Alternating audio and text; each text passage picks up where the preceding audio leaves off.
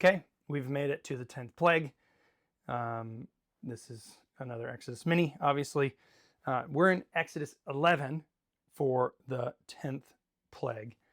And one note that I'll make before I actually read our plague here is that we'll see the prophecy of the plague, or the telling that the plague is going to come, but we don't see the actual plague happening for a little bit, right? So we're going to go through a lot of what chapter 12 is the institution of the Passover, and then we see the plague happening in the middle of the twice given rules for Passover. But that's kind of its own conversation later. So Exodus chapter 11, the 10th plague. Then the Lord said to Moses, I will bring one more plague on Pharaoh and on Egypt. After that, he will let you go from here. When he lets you go, he will drive you out of here. Now, announce to the people that both men and women should ask their neighbors for silver and gold items. The Lord gave the people favor with the Egyptians. In addition, Moses himself was very highly regarded in the land of Egypt by Pharaoh's officials and the people. So Moses said, This is what the Lord says. At midnight I will go throughout Egypt, and every firstborn male in the land of Egypt will die, from the firstborn of Pharaoh who sits on his throne to the firstborn of the servant girl who is at the grindstone, as well as every firstborn of the livestock. Then there will be a great cry of anguish throughout the land of Egypt, such as never was before and or ever will be again. But against all the Israelites, whether people or animals, not even a dog will snarl, so that you may know that the Lord makes a distinction between Egypt and Israel. And all the officials of yours will come down to me and bow down before me, saying, Get out, you and all the people who follow you. After that, I will get out. And he went out from Pharaoh's presence, fiercely angry. And the Lord said to Moses, Pharaoh will not listen to you, so that my wonders may be multiplied in the land of Egypt. And Moses and Aaron did all these wonders before Pharaoh. But the Lord hardened Pharaoh's heart, and he would not let the Israelites go out of his land. As with all of the plagues so far, there are likely many that we could point to as who is being addressed. We are only going to talk about the one that is certainly the point of this plague, and it's Pharaoh. Pharaoh, as I mentioned in the ninth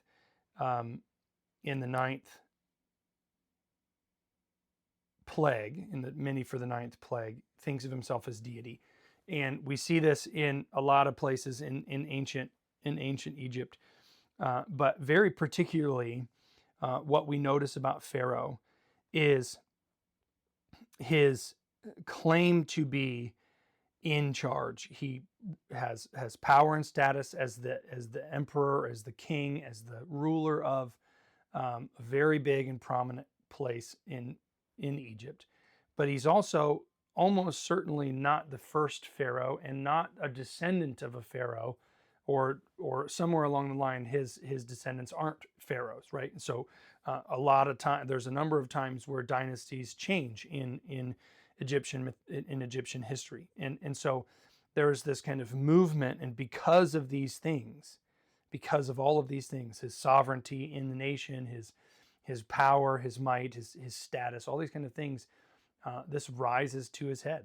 This goes to his head, and he thinks of himself as God, and it's important to recognize the connection here to Genesis, right? Because when we think about Genesis, in Genesis chapter 3, when Adam and Eve are tempted by the serpent, when Eve is tempted by the serpent, what does she say? What does the serpent say to Eve? He says, if you eat the fruit, won't you surely die? No, he didn't say if you eat any fruit, and on and on. And then what does Satan ultimately say? What does the serpent ultimately say?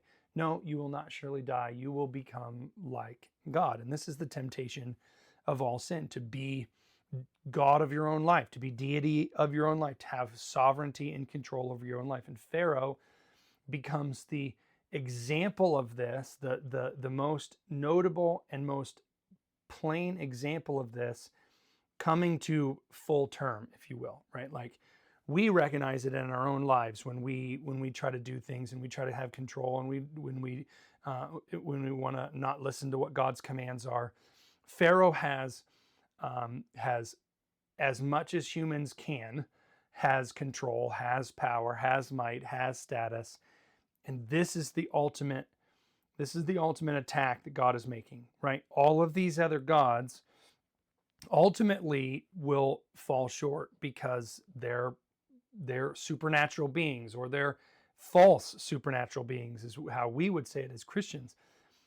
But here, Pharaoh, being man, is the progression of human sinfulness to its end. Now, we recognize that Pharaoh is not the only one in human history to do this, right? Not even the only one in biblical history to do this.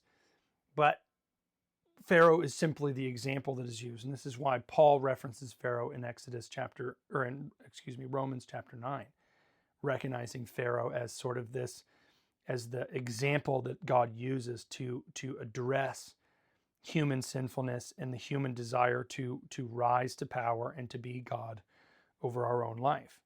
And so this attack, while it is certainly an attack on the Egyptians as a whole, it is an attack on the one who has hardened his heart and whose heart has been hardened in Pharaoh because of his status, because of his might and power. And so that's ultimately what's happening here in this 10th plague, but it's what has been happening in all of the plagues up until this point. God is saying, you are not the one in charge. I am the one in charge. I am more powerful than all your gods, and I am more powerful than any man who has ever walked the earth. I would suggest that the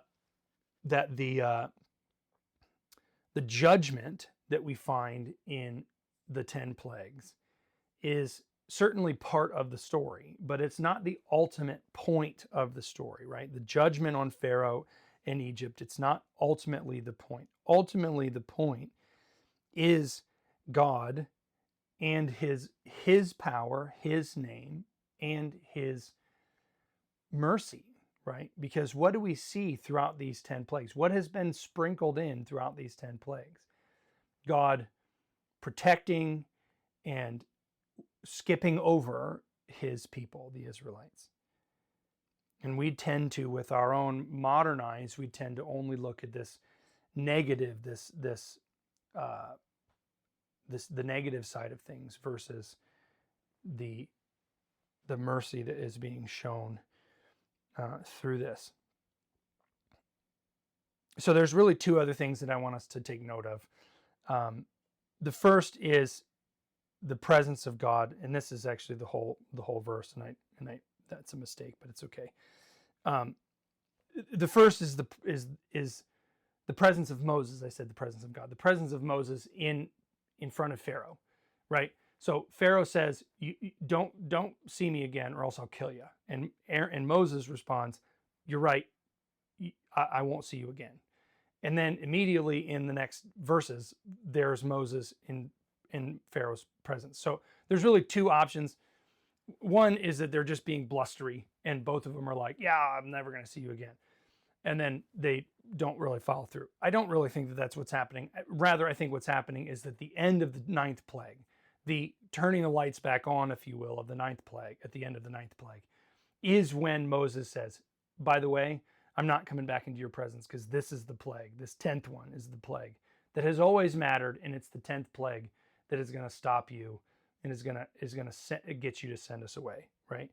And that's what's happening in this middle section. That's not divided up, but that's okay.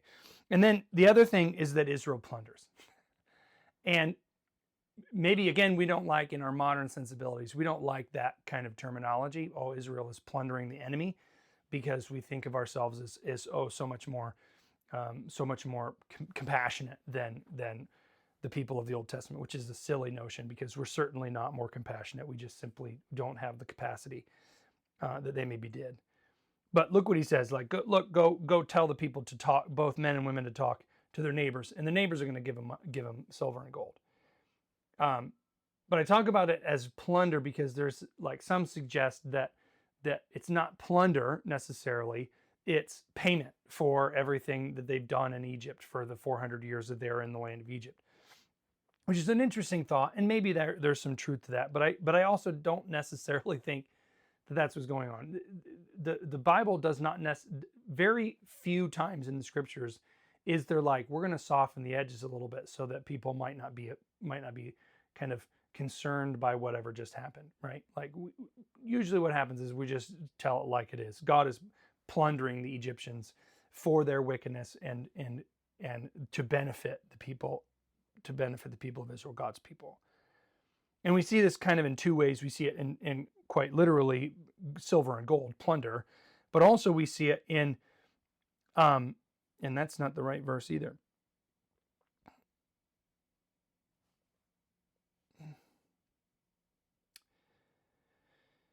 Also, we see it in the fact that Moses does not have, or that the people of Israel do not have the same attack. Right? They're not going to be killed like the Egyptians are going to be killed. Their firstborn is not going to. And so there's this reality of God's presence, reality of God's favor here that is going to be displayed. Now, what we're going to find is in the giving of the plague, it's just they're not going to experience it. But in the playing out of the plague, we find that God gives a example, a picture that is going to be displayed to show that God is covering the people, right? And it's, for us as Christians, arguably one of the most important pictures in all of the scriptures, right? The putting the blood on the doorposts of the house so that the angel of death would pass over the people of Egypt, the people of Israel, God's people. So recapping quickly, what did we learn about God in the 10 plagues? We learned that God is almighty. We learned that God is jealous for his name and for his people. We learned that God is just and the justifier. We learned that God is merciful in saving his own people. And what we'll find as we get to the execution of the 10th plague is that God is merciful to the Egyptians whenever they will turn away from wickedness and turn to him. God is also sovereign, and God is the Lord of life and death. That is the 10th plague. We'll see you in the next one.